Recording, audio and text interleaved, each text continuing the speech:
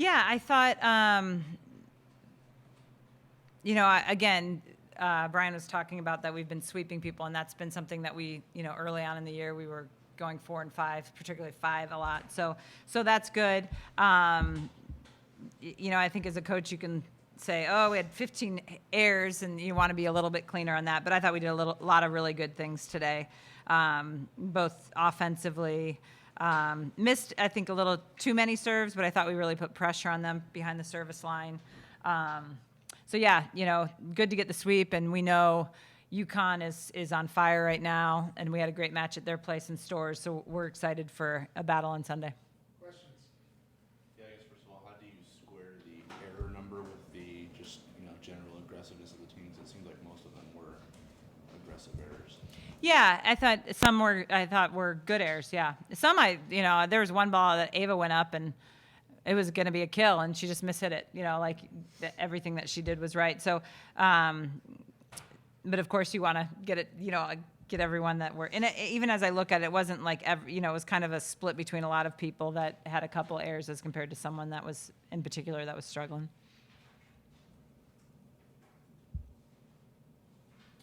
Abby, end of game 2. What were you seeing out there? I think, when Booth was telling me I was going in, I just thought about not overthinking the game and just going in and being aggressive and just working on what we've been working on in practice, trying to get hip to hip on the block. And so I think my right side set up the block really well, and yeah. So a few players have said getting angry is kind of like a flip or a switch they can flip. And I think you got used after the kill, and then you got the block after that. Did you get mad about getting used to the net and want to correct it? Yeah. I try not to focus on my errors too much, but I definitely wanted that next ball after that happened, and so I just kind of went for it. Kirsten, it feels like every time I'm here, I'm asking you about Ava, but it's probably because it feels like she gets better with every game. I guess she's super efficient to start the game on. I guess what are you seeing from her progression, especially today? Yeah, she was really good today. I thought Kendra was able to get her a lot of seams, and that's a ball that she's really good at, and she just popped it in there over and over. Where I thought she was uniquely special, and I think we see this in practice, is on extremely out-of-system balls, the balls that you think someone's going to roll shot. She can track over her head and make some good swings, and she did that a few times that you just kind of shake your head and go, wow, that's a good swing. Kendra, what are you seeing, or what have you seen over the last 3 matches in terms of calling your own number and putting the ball down? My defenders or my passers have done a great job of giving me balls that I can have the opportunity to dump on. And I think it's just knowing the right opportunities too. And then it's also just, I know they can put the ball away, so I can distribute to them, and then that leaves me a chance to maybe go and sneak one in. But it's all kudos to my hitters for putting balls away so that those blockers are forced to go to them, because if they have a single block out there, they're going to be putting that ball away at a very high percentage. So, and our passers doing a great job of getting us on the net so that we're able to run a quick offense. I'm able to get active. My hitters can get the chance to have one-on-ones. Abby, what's the key to staying ready? You're not, the first one to come off the bench and play well on this team this year. It seems like everyone's kind of got the mindset of, as soon as Kirsten points to you, they're ready to go. What's the key to that in your opinion? Well, I think we talk a lot about role acceptance and just knowing what your role is on the bench. And so I feel like I've really tried to embrace my role, knowing that I may not be the first name called, but when I am called, I need to make a difference when I go in. And so I think that's really key to focus on, and just have that confidence in yourself, even if it's just for a couple points, that you can make a difference.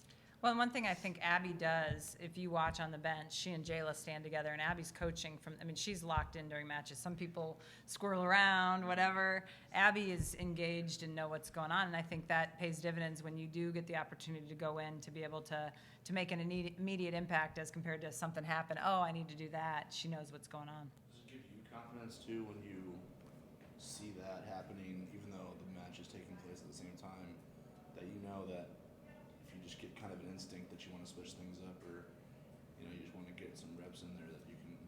Absolutely. I think You know, Abby's been really outstanding in practice, and I think, you know, Kendra trusts her, and, you know, it's the great thing about this team is we have a lot of depth, but I think a kid like Abby might be saying, oh, why am I not playing? And instead she's engaged, she's cheering, she's helping her teammates, and, you know, she's ready when we need her. I've asked a few of your teammates this already, so I guess I just want to take the opportunity to do it here. How do you process the,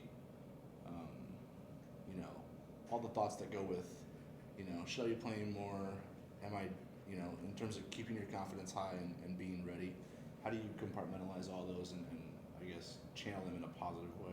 I think it all goes back to like I'm playing on Creighton Volleyball's team. Like that's such a privilege, and just having confidence in my teammates too. Like knowing that anyone could be out there, and not having that mindset of like, oh, I should be out there, but like I'm happy someone else is out there because they're doing really well. And it's not going to help anyone if I'm sulking, but it's going to help if I have confidence in other people. So just knowing that my role is going to help them even if I'm not on the court. Anything else? Yeah, Kirsten for Kendra. I mean, she's hitting 700 the last 3 matches, averaging about 2.5 kills per set as a setter. What's going on there?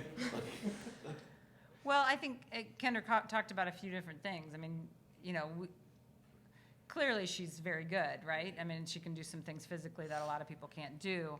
But I think she's really learning to pick her moments. You know, our teams, you know, if teams are jumping with her a ton, she's not worried about her stats, so she'll distribute. If they're not jumping with her, she'll try to create some things. And I think as she's continued to develop that timing and which dumps work and which dumps maybe I got to continue to work on, you know, you're reaping those benefits of kind of that growth by her. You know, I think it makes us really hard to defend. You know, do I jump with the setter and try to slow her down, or do we just hope our backcourt can pick it up? And if she can get on top of that ball, that's a hard ball to dig. Can I ask a potentially stupid one too?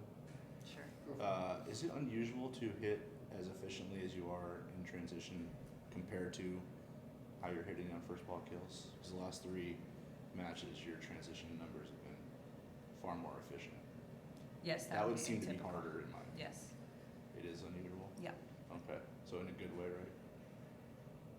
No? I mean, you want to be efficient at a serve receive also. True, it's true. Anything else?